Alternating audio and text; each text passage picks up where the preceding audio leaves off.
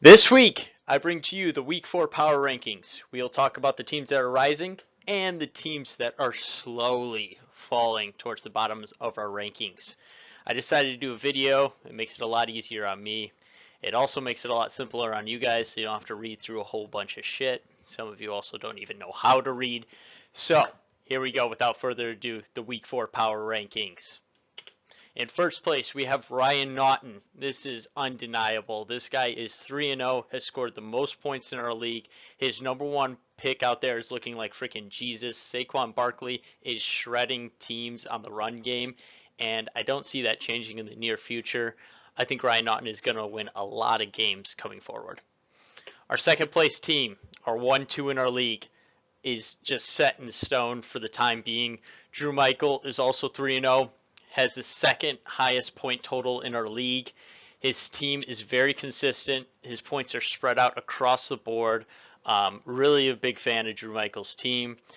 Cam Newton and Christian McCaffrey, though, are on bye this coming week. And so he could drop one game, but looking at the future, I see him winning a lot of games. I don't see, besides this coming week, any problems coming up. So with our third place team in our power rankings, Cubby, 3-0. We got to put him at third place in the power rankings. He is our last 3-0 team. He is also the worst 3-0 team in our league.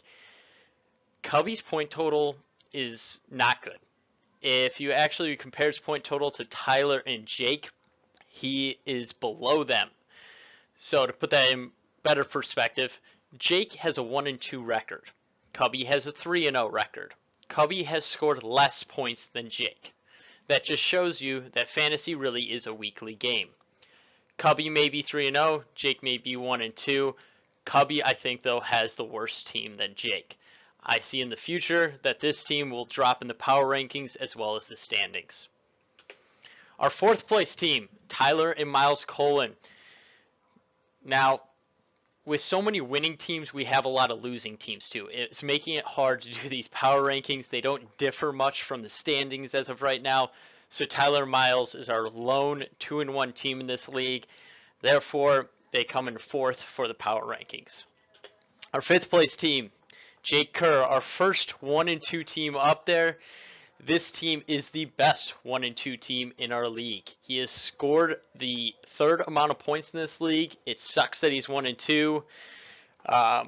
His team is pretty good, as much as it kills me to say that. But I can see Jake turning this around quickly from a 1-2 start. The next team that we have here is Josh Kerr. He is also 1-2.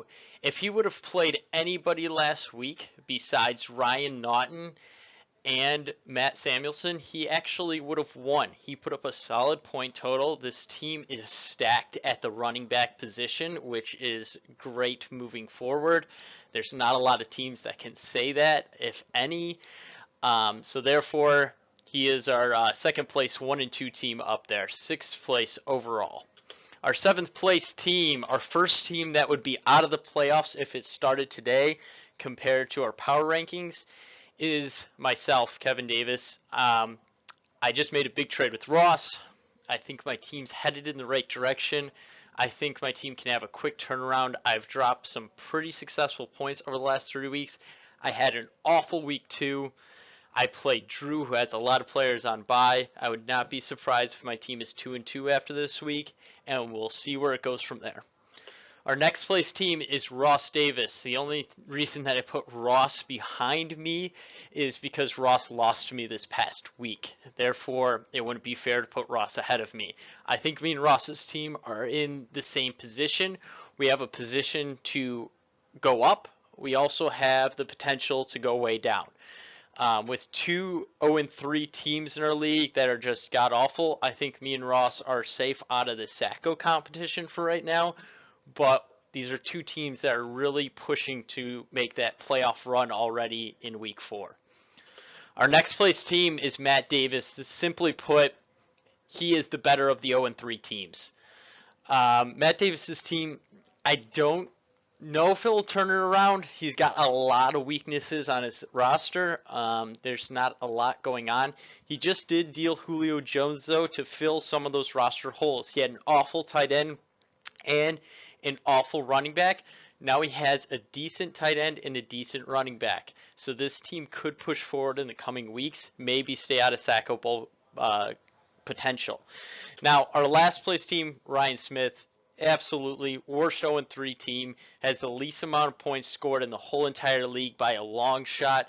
This team has so many holes besides Odell and DeAndre Hopkins, who really haven't been producing that well. This team has nothing. I mean, absolutely nothing. Tom Brady is his quarterback. Tom Brady hasn't even been successful this year. This team has no run game at all. I don't see Ryan Smith coming out of this hole. All he can do is pray that he doesn't win the Sacco. This team may win a game or two this year, but I don't see him winning more than a game or two. So for the time being, Ryan Smith will live at the bottom of the power rankings. So that sums up week 4. I hope you're all ready for it. Let me know in the group me if you prefer these power rankings over the typed out power rankings. I wish you the best of luck. Fuck all of you and have a great week.